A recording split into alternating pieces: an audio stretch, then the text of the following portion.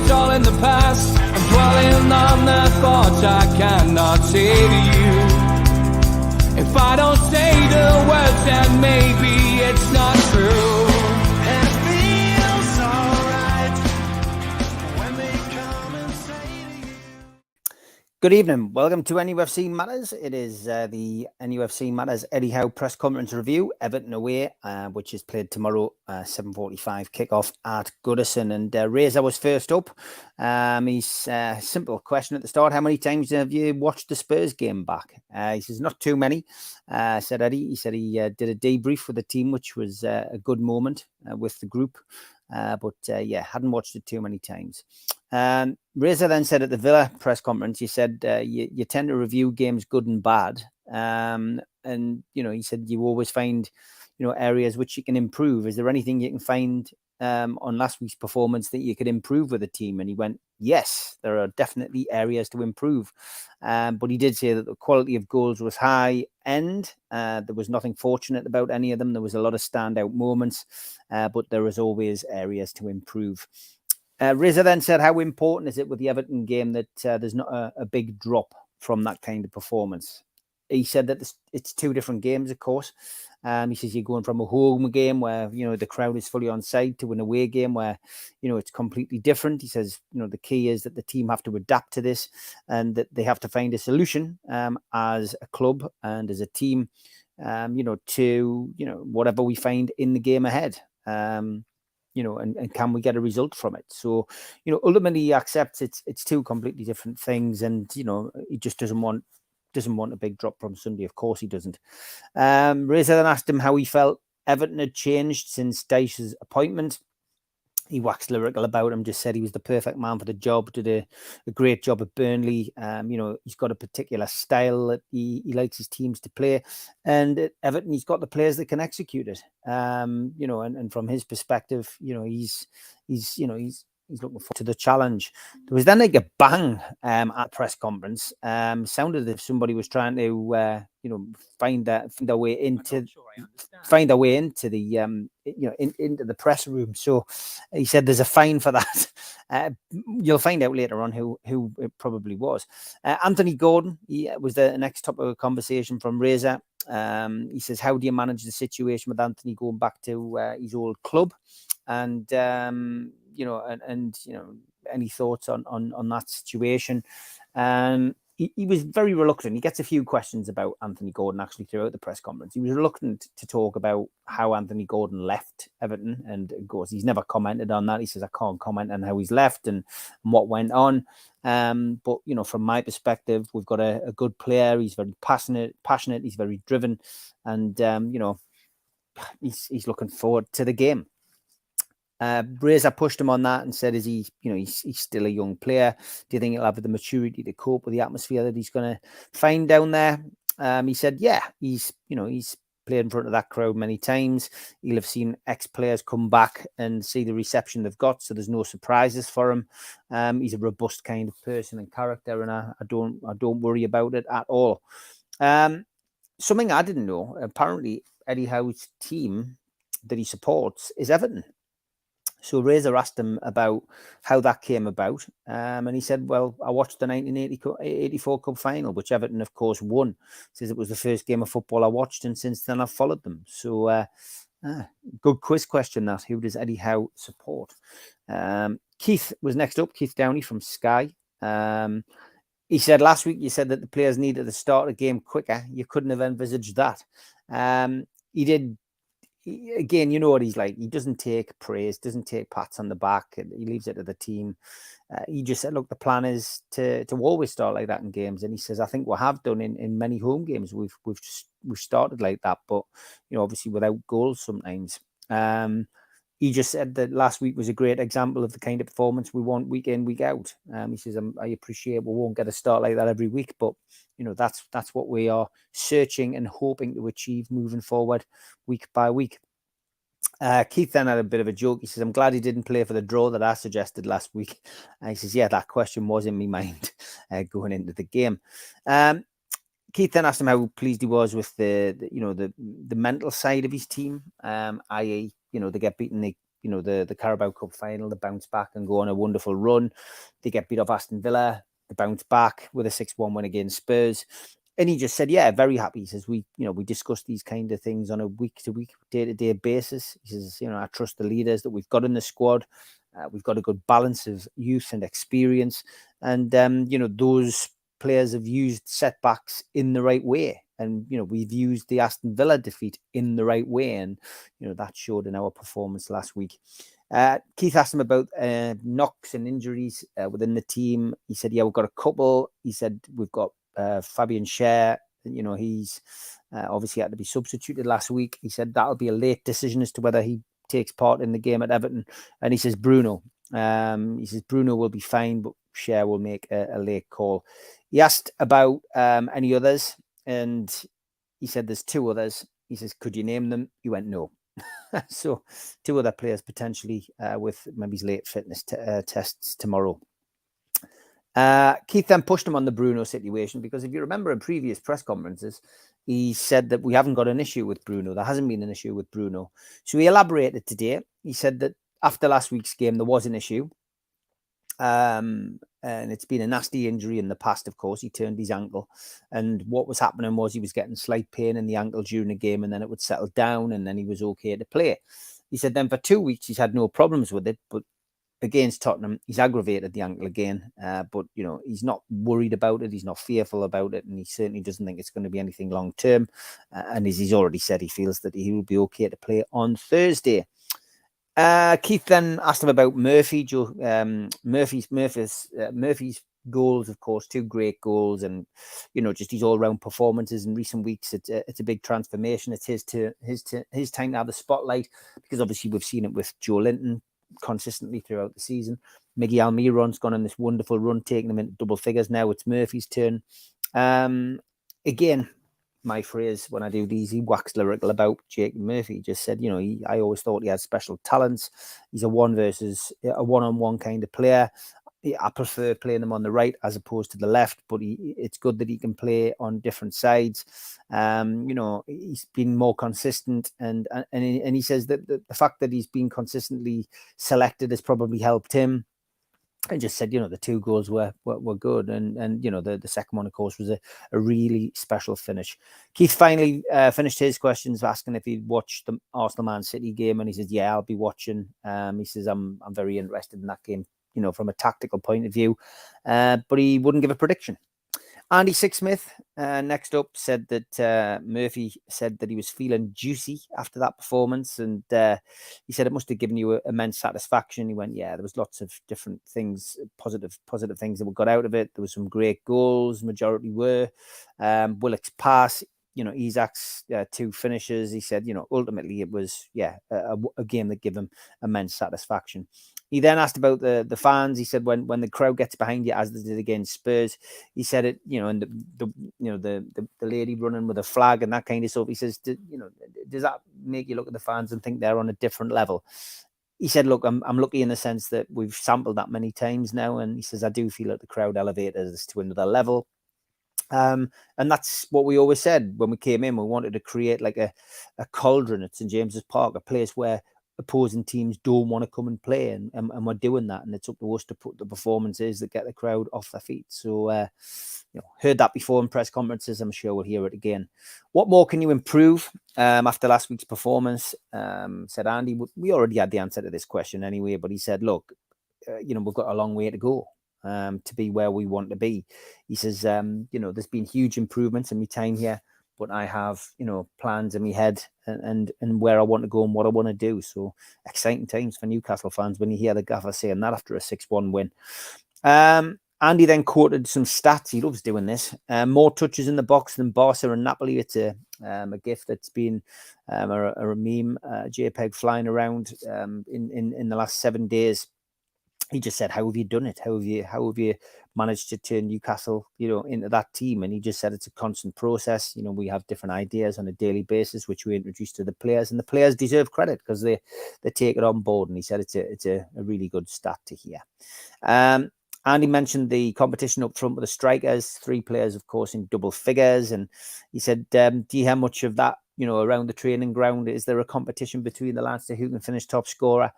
Eddie paused and then said, we can hear Callum a lot. And everybody laughed. And he said, Miggy and Alex are slightly different kind of people, but Callum wants to be top of the charts, and, that's great. We've just got to make sure that everybody who, plays for Newcastle can be clinical when they're in front of goal. And, it's all about the team to him, but obviously players that will want to, be the top of that particular tree. Andy then said last season, it was weird at Goodison. What lessons have you learned? Weird is in the sense of the atmosphere, the fact that we had a protester tying himself to the post. What have you learned from it? He says, I thought we handled it well up until the protest. He says, I think the protest knocked us out of our stride more than it knocked Everton out of the stride, and you can't prepare for that. He said, what we did learn was that when it went 11 versus 10, we learned a bit more about the team and, what to do in that kind of situation moving forward. So they did learn something from the Goodison game last season. David was next, and he basically said, is it a case for Anthony Gordon of playing the game, not the occasion? See, I told you to be more about Anthony Gordon. He said, yep. He says he probably will feel all the eyes are on him, but, from my perspective, it's not important. I don't want it to be a big talking point before the game. Anthony Gordon going back there. He's got to appreciate that it was going to be a talking point. But yeah, he just said he doesn't feel it's important. It's about the team, and it's about the team putting in a good performance. David then said, as a manager, you worked your way up the hard way. Does that make you appreciate the results like Sunday a little bit more? He said, yeah, he wouldn't change a second of his managerial career. He learned so much through all the different campaigns he's been involved with. And he learned a lot in the lower leagues. So, yeah, but he does appreciate them. Miles Starford from the Shields Gazette next asked for an ASM update. He just said he was back in the UK, back at St James's Park, back in the training ground, and he was working hard and trying to get back to full fitness, and he was pleased to have him back. He said last week, he said he was too early for this weekend's games. Still the case? He went, yes. He said, can you change a team that wins 6-1? And he went, yes, you can do whatever you want, but you've got to make the right decisions for yourself, for the team, and to try and get the results. So there will be changes. I think it's inevitable that Fabian Schär is going to miss out, but who knows? Jordan was next. Just said, do you have to be mindful of the hostile atmosphere that you're going to walk into with Everton, with regards to the Anthony Gordon situation? And obviously they're talking about protests and stuff like that. So I guess the whole talk from Everton fans online as well is that they're going to create a bit of an atmosphere when the team bus arrives, etc., try to intimidate them. But he just said, yeah, but I'm not sure what we can do with that. He said, that surrounds the game, but it doesn't influence us as a team, and we just focus on the job ahead. So yeah, he's again, the Anthony Gordon situation being completely overplayed for me. He's a player that left, maybe he's under a cloud, but he will probably want to go back and prove a point, I would imagine. It's just when and how he does it. 7 games left, says Jordan. Are you eager for them, the players, to enjoy the final 7 games and see where they can get to? And he said, yeah, I am. But he says, so far, I've seen a team that's just tried to play each game one game at a time and play it to the best of their ability. And he says they need to be at their best in the last 7 games to achieve the goals. So simple as that, really. Luke Edwards was the man who was late. He was the man banging around and causing the mirth and humour earlier on. He apologises for it right at the end. He says, Eddie Howe then said, you need to prepare better. So Luke was blaming it on the fact that there's been the training ground improvements and he couldn't get in and get parked. Anyway, he asked if we had seen the best of Anthony Gordon yet. He went, no. So much more to come from him. We've seen glimpses of potential. Of course, he almost scored on Sunday. He says, but we've not seen a 90-minute performance from him. And it's difficult because he came in January, he said, but he reiterated what he said in previous press conferences about Anthony Gordon, that there's work to be done, but he's going to be a really important and a very exciting player for Newcastle United. Luke pushed him, asked him what he was like as a person, compared to the perception that people have of him. He said, well, he's different to that perception, whatever that perception may be. But he said he turns up early to put in practice, of his own. He stays late as well. He stays after to practice and put in the extra effort, the extra yards. He's bulked up, he says, since he came here, which is good. And he's taken advice and guidance. He's committed to being a good player, is what Eddie said. And if he says that, then we trust him. And Craig Hope was next up. He said, is there a temptation to play Anthony Gordon tomorrow and say to him, go on and show them what you can do? Or would that unsettle the team? Would you not play into that kind of, dropping him and keeping him on the sidelines and bringing him on as an impact sub? How's it going to work? And he just said, look, I do the best to pick the best team to win the game. And that's what I always do. And that's what I'm always going to continue to do. I'm not going to make any rash decisions based on emotions. He then asked him in a roundabout way, and again, this caused a bit of humour, Champions League games. He says, have you been to many? And he went, is that a leading question? And he said he literally couldn't remember if he'd actually physically been to any Champions League games. So then Craig said, would you like to go to one? And he went, I'd love to go to one. And he said, would you like to go to one at St. James's Park? And he went, yeah, that would be a perfect scenario. And then Craig basically said, well, great, I think we've got enough there to create the headline, about Eddie looking forward to Champions League days ahead at St. James's Park. But, it was a bit of joking between the guys because Eddie is steadfastly, as I've reported on here, not wanted to say we are going to be in the Champions League. Fair play to him. Martin was next. Martin Hardy talking about Tottenham reimbursing the fans for the trip to St. James's Park. And he said, do you find that disrespectful? He went, no, I don't see that as a slight. He said, they've got to do what they feel is right, and that's up to them. He said, you've been genuine top six all season, and, is it time for people to accept that? And again, Eddie just said, look, I don't know if people accept us as part of the top six, or if they don't, we just need to crack on and do what we do and let them say what they want to say. It doesn't really bother Eddie at all. He then asked him if there's still hunger in the squad after last week's result. And he went, yes. And it's important that we don't sit back against Everton and for the final games, because, if you relax, it's the wrong emotion to use. You need to use that result of the weekend to fuel, the passion within yourselves to go again and get another result and another result and another result. So we need to try and recreate that performance that we had on Sunday time and time again, is what he said. Lee Ryder was next, who was star journalist for me last time round. I think he had a few damp squib questions here today.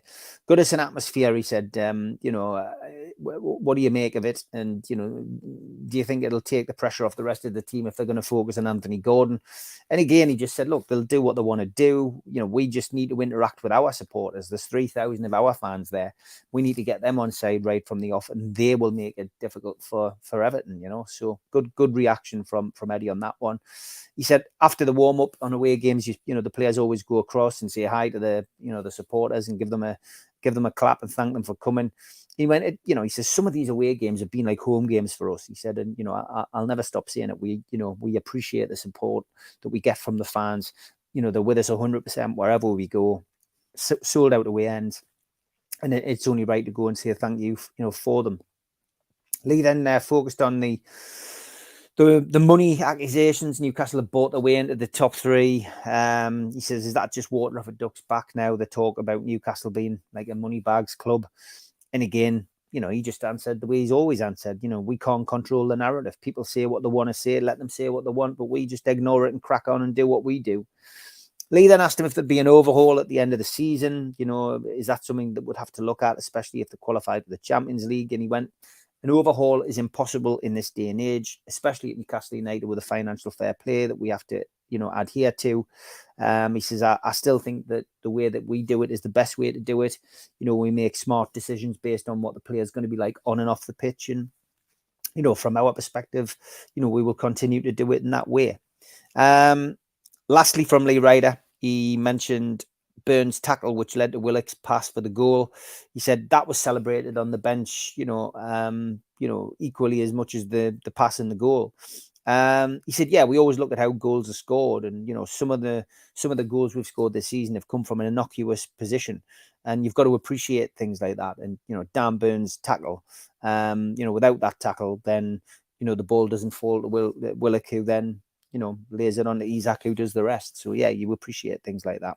Kieran was next. He said, do you think Newcastle United look at Everton as the reason that you adhere to your financial fair play and do things in that particular way? And he went, yeah. He said, from our position, from our perspective, yeah, we follow the rules and follow, we look at what other clubs. Yeah, we look at what we do and not what other clubs do, but obviously, I guess that's an example of, probably, from our perspective, why financial player rules have to be adhered to, so yeah, it was a simple answer to a simple question.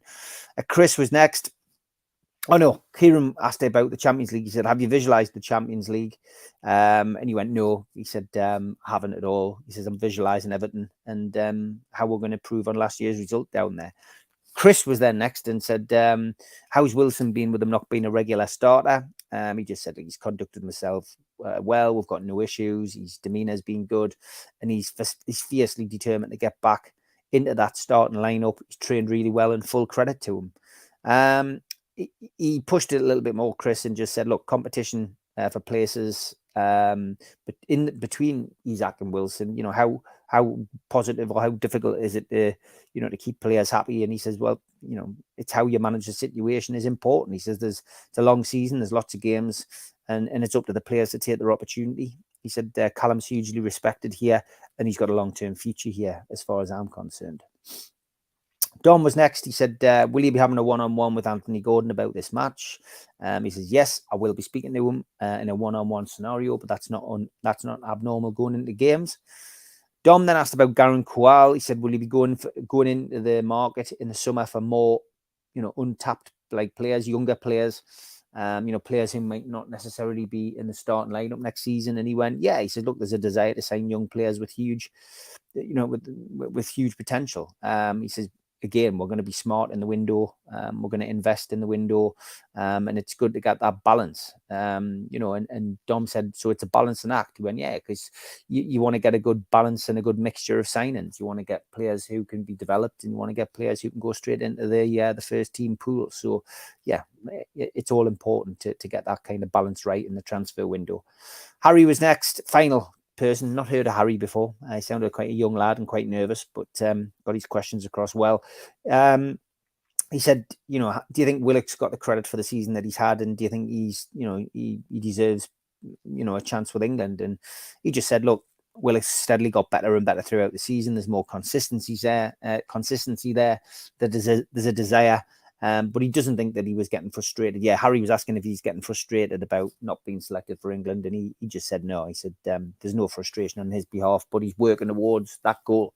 He said it's a challenge that he'll maintain, and hopefully he'll nick a few more goals. And it's something that Eddie's pushed on. He wants Willock to get more goals, and I'm sure that will come under Eddie's coaching. Do you always feel that goals would come, was Harry's last question. And he was talking about the fact that, it's only a few months ago that we were all saying Newcastle are shot shy. They're creating chances. They're not putting the ball in the back of the net. They're going to suffer. They're not going to qualify for Europe because of that. Now they're hitting goals in left, right, and centre, 4s, 5s, 6s. And he said, yeah, look, he says, you always hope that, the goals will come. He says, when the team are performing well and they're creating chances, that they will, and eventually they'll find the net. And he says, and the players have done that, and now we've got to find that consistency, and the players have got to continue in the same vein. So yeah, great stuff. Happy days. Another good press conference. Let's see what happens in the game. A big shout out to everybody in the chat. Don't forget, I will be back with Geordie's here, Geordie's there at 6 o'clock. And then if you like the current affairs show, it hasn't been on for a while. I'm going to do a 7 to 8. I'm going to do News of the World. Tune in for that as well. But see you at 6 o'clock with the lads. A big thanks to all our sponsors. Skips and Bins. Telephone 0800 25 45 25 3. Email inquiries at skipsandbins.com. Website skipsandbins.com. Easy contract free and pay as you go waste collection. Thanks also to Mr. Vicky's, handmade in Cumbria. These sauces are really hot stuff. You can order them by emailing info@mrvickies.co.uk or by telephoning 01768 210 102. Thanks to Neil and the guys at Media Arts for all the help with the video side of things. And thanks to qtechshop.co.uk, the makers of pool tables and snooker tables in Wallsend, Newcastle, and the guys who run our website, NUFCmatters.com. If you want to subscribe to the show, hit the subscribe button tonight. It is free. Hit the thumb up under the video to like the video and click share to share to your other social media.